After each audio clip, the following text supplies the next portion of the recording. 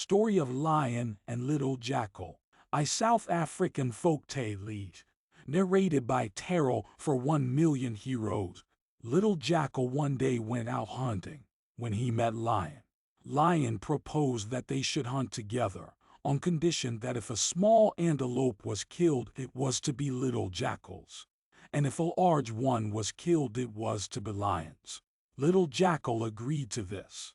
The first animal killed was a large eland.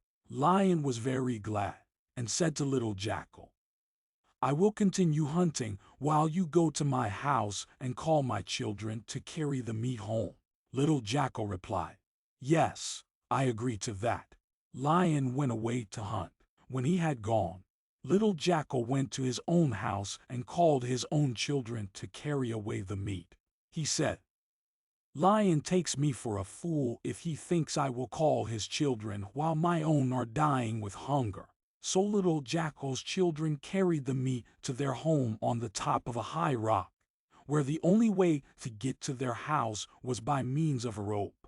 Lion caught nothing more, and after a time he went home and asked his wife where the meat was. She told him there was no meat. He said, "Did not Little Jackal bring a message to my children to carry meat?" His wife replied, "No, he was not here. We are still dying with hunger." Lion then went to Little Jackal's house, but he could not get up the rock to it. So he sat down by the water, waiting. After a time Little Jackal went to get some water. He was close to the water when he saw Lion. He at once ran away, and Lion ran after him. He ran into a hole under a tree, but Lion caught his tail before he got far in.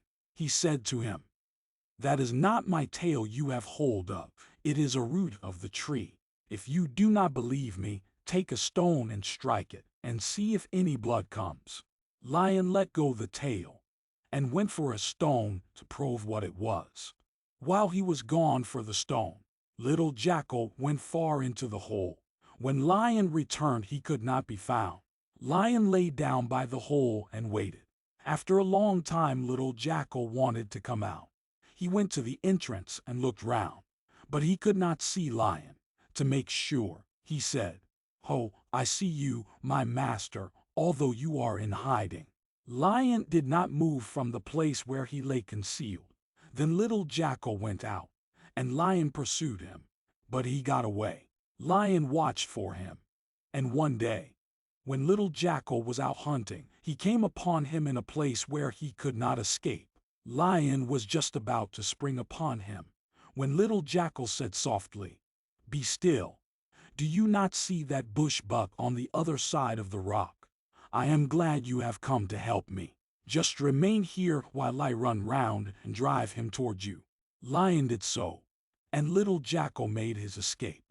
Another time there was a meeting of the animals, and Lion was the chief at the meeting. Little Jackal wanted to attend, but there was a law made that no one should be present unless he had horns. So Little Jackal took wax out of a nest of bees, and made horns for himself with it. He fastened the horns on his head, and went to the meeting.